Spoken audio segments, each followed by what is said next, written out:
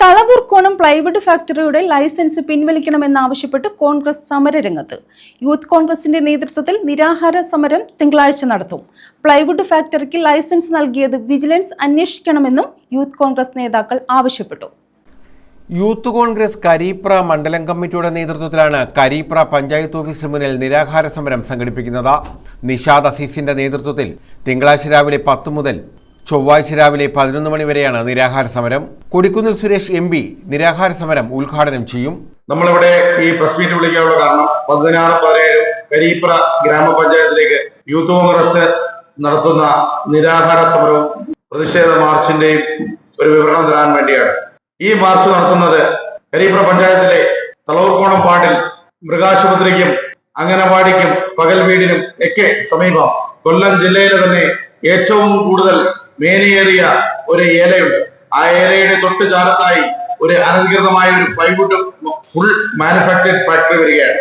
ഈ ഫാക്ടറി വരുന്നതിന്റെ സമീപ ഭാഗത്തായി 500 കുടുംബങ്ങൾക്ക് കുടിവെള്ളം പോകുന്ന ഒരു കുടിവെള്ള സ്രോതസ്സുണ്ട്.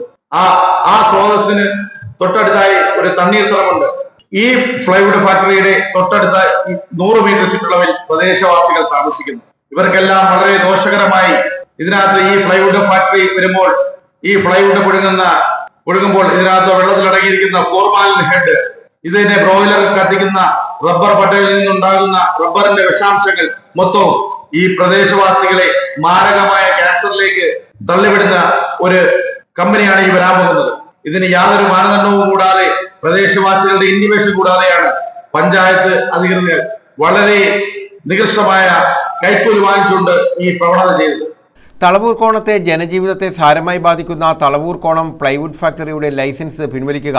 പ്ലൈവുഡ് ഫാക്ടറി ഉടമകളിൽ നിന്നും ലക്ഷങ്ങൾ കൈക്കൂലി വാങ്ങി അനധികൃതമായി ലൈസൻസ് നൽകിയ പഞ്ചായത്ത് ഇടതുഭരണ സമിതി, പഞ്ചായത്ത് സെക്രട്ടറി, അസിസ്റ്റന്റ് സെക്രട്ടറി എന്നിവർക്കെതിരെ വിജിലൻസ് അന്വേഷണം നടത്തുക തുടങ്ങിയ ആവശ്യങ്ങൾ ഉന്നയിച്ചാണ് നിരാഹാര സമരം നടത്തുന്നതെന്ന് യൂത്ത് കോൺഗ്രസ് നേതാക്കൾ പറഞ്ഞു. News bureau, Kundara.